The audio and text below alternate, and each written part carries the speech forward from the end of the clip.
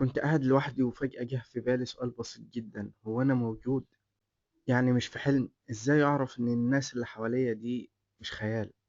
السؤال ده شكله غريب، بس لو سألت نفسك سؤال مشابه قبل كده فأنت دخلت عالم الفلسفة من غير ما تاخد بالك. ودي الحلقة التانية من رحلتنا لفهم عالم الفلسفة. وإحنا كبشر بنتولد بطبيعتنا بنسأل أسئلة زي دي، بس المجتمع والأهل دايما بيقولوا لنا بلاش تفكر كتير، ما تسألش كتير وركز في الواقع. بس الحقيقة إن كلنا جوانا فيلسوف صغير بيسأل عن الحقيقة، عن الصح والغلط، عن الوجود، عن المعنى.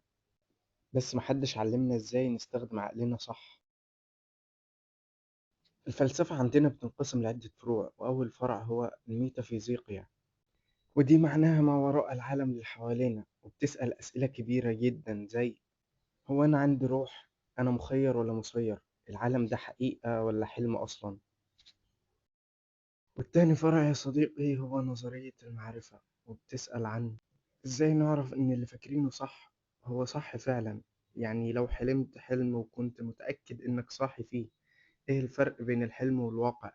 هل في حاجة أقدر أكون متأكد منها 100%، ولا كل اللي حوالينا شك واحتمالات؟ ودي مش وسوسة، دي بداية كل علم.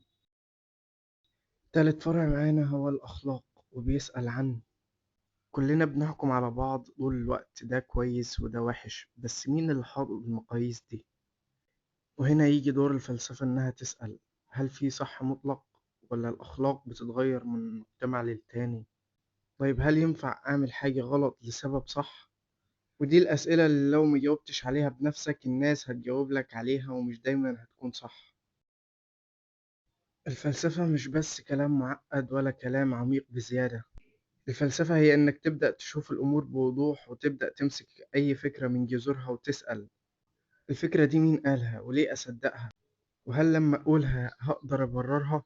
ساعتها بس بتكون حر فعلا، مش تابع لأي رأي، واتحررت من سياسة القضية.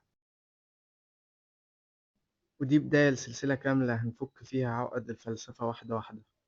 مش لازم تكون مهتم، كفاية إنك تفكر.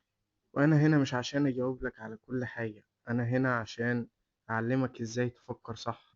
تابعني وخلينا نكمل باقي السلسلة دي مع بعض. ولو وصلت لهنا ما تنساش اللايك، وتسيب لي رأيك في كومنت. أشوفك على خير في الفيديو الجاي.